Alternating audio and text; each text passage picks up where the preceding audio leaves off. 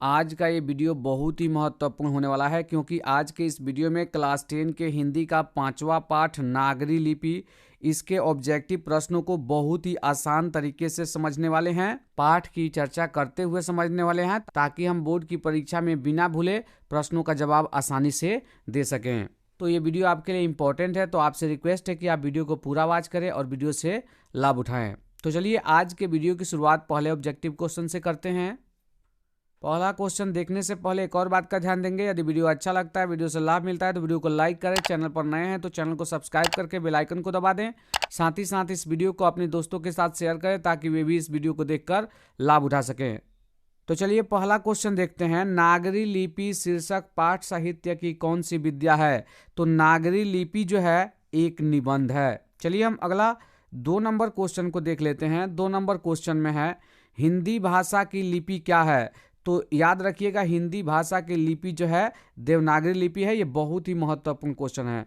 पहले जब हम लोग परीक्षा दिया करते थे तो उस समय लिपि लिखने के लिए आता था तो लिपि में देवनागरी ही भरा जाता था।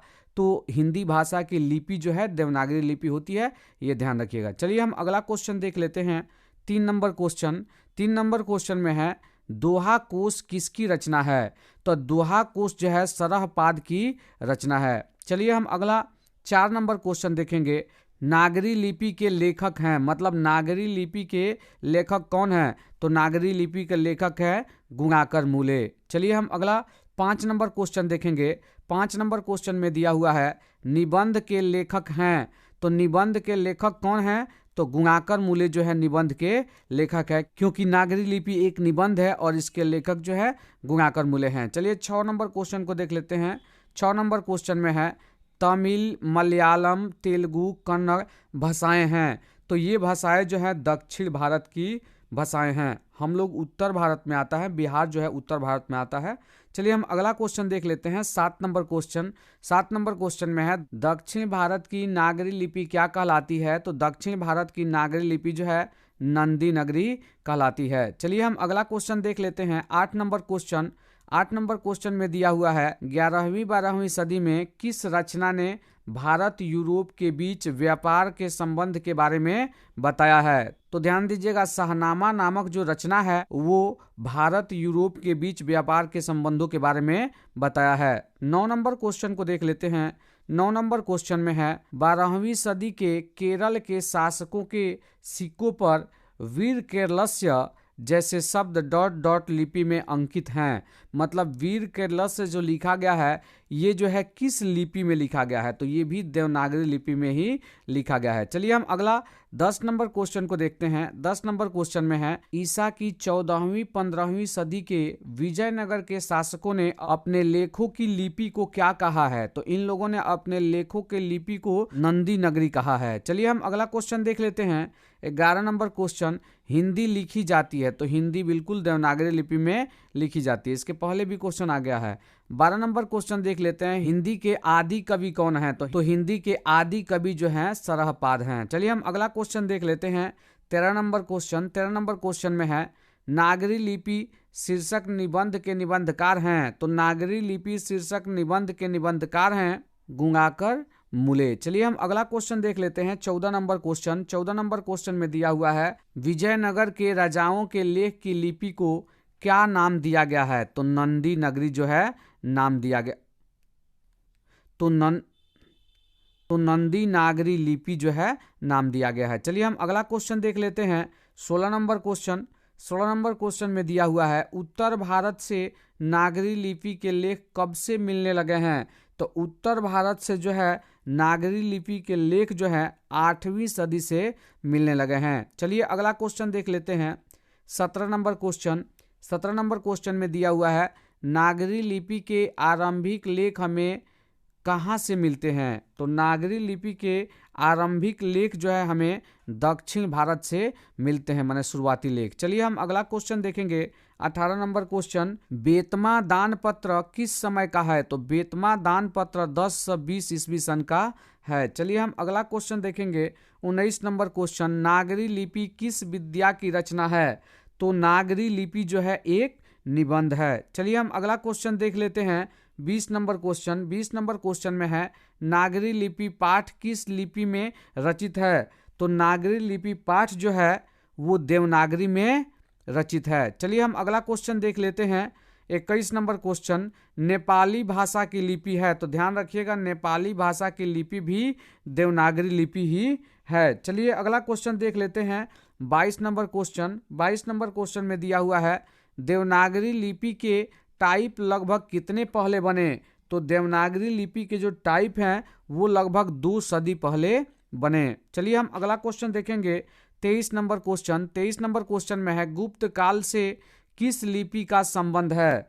तो गुप्त काल से जो है ब्राह्मी लिपि का संबंध है। चलिए हम अगला 24 नंबर क्वेश्चन देख लेते हैं। 24 नंबर क्वेश्चन में है मूले जी ने मतलब गंगाकर मूले ने मिडिल स्तर तक की पढ़ाई किस भाषा में की है। तो वो जो है मराठी भाषा में पढ़े थे। चलिए हम अगला क्वेश्चन देख लेते हैं। 25 नंबर क्वेश्चन में दिया हुआ है गुप्तों की राजधानी पटना को क्या कहा जाता होगा। गुप्तों की राजधानी जो पटना था उसको क्या कहा जाता होगा।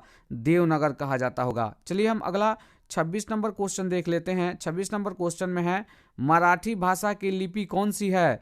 तो मराठी भाषा की लिपि जो है देवनागरी लिपि है। चलिए हम अगला 28 नंबर क्वेश्चन को देखेंगे।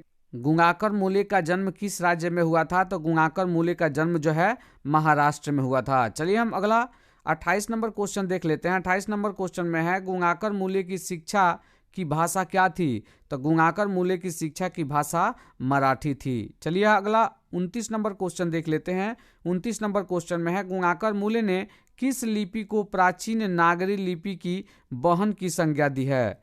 मतलब किस लिपि को जो है गंगाकर मूले ने प्राचीन नागरी लिपि की बहन कहा है। तो ध्यान दीजिएगा बंगला को जो है प्राचीन लिपि की बहन कहा है। चलिए हम अगला क्वेश्चन देख लेते हैं। 30 नंबर क्वेश्चन में है गंगाकर मूले का जन्म कब हुआ था। तो गंगाकर मूले का जन्म जो है 1935 ईस्वी में हुआ था। अगला क्वेश्चन देख लेते हैं। 31 नंबर क्वेश्चन नागरी लिपि शीर्षक पाठ किस पुस्तक से लिया गया है। भारतीयों की लिपियों की कहानी से लिया गया है। चलिए हम अगला 32 नंबर क्वेश्चन देख लेते हैं।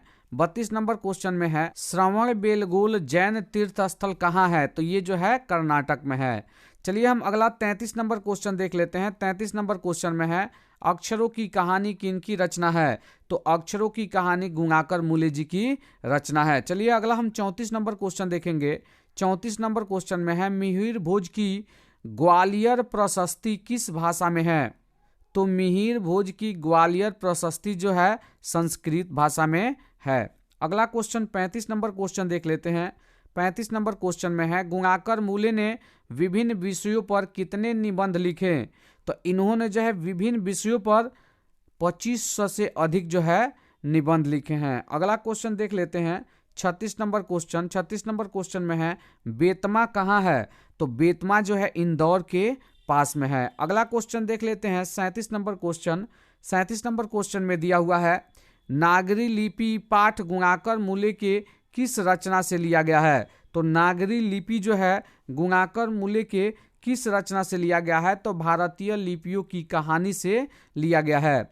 अगला 29 नंबर क्वेश्चन देखेंगे।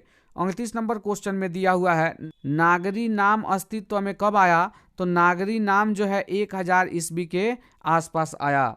39 नंबर क्वेश्चन देख लेते हैं। 39 नंबर क्वेश्चन में है गंगाकर मूले की प्रारंभिक शिक्षा किस परिवेश में हुई थी। तो गंगाकर मूले की प्रारंभिक शिक्षा जो है ग्रामीण परिवेश में हुई थी, मतलब गांव में ही हुई थी। अगला क्वेश्चन 40 नंबर क्वेश्चन देख लेते हैं। सिद्धम क्या है। तो ध्यान दीजिएगा सिद्धम एक प्रकार की लिपि है। चलिए हम अगला क्वेश्चन देख लेते हैं। 41 नंबर क्वेश्चन किसे देवनागरी की संज्ञा दी गई है। तो काशी को जो है देवनागरी की संज्ञा दी गई है। अगला 42 नंबर क्वेश्चन देख लेते हैं। 42 नंबर क्वेश्चन में है उत्तर भारत की विशेष स्थापत्य शैली को क्या कहते हैं। तो ये जो है ललित शैली कहते हैं। अगला 43 नंबर क्वेश्चन देख लेते हैं। 43 नंबर क्वेश्चन में दिया हुआ है भारतीय लिपियों की कहानी किनकी प्रसिद्ध रचना है। तो ये गंगाकर मूले की जो है प्रसिद्ध रचना है और भारतीय लिपियों की कहानी जो रचना है इसी से लिया गया है नागरी लिपि जो ये पाठ है। चलिए हम अगला 44 नंबर क्वेश्चन देख लेते हैं। 44 नंबर क्वेश्चन में है अमोघ वर्ष कौन था। तो ध्यान दीजिएगा, अमोघवर्ष एक प्रख्यात राष्ट्रकूट राजा था। चलिए हम अगला 45 नंबर क्वेश्चन देख लेते हैं, जो इस वीडियो का अंतिम क्वेश्चन होगा। गुंगाकर मूले की मृत्यु कब हुई? तो गुंगाकर मूले की मृत्यु जो है 2009 ईस्वी में हुई थी। तो ये वीडियो का अंतिम क्वेश्चन था। आशा करता हूं कि आपको इस वीडियो से लाभ मिला होगा।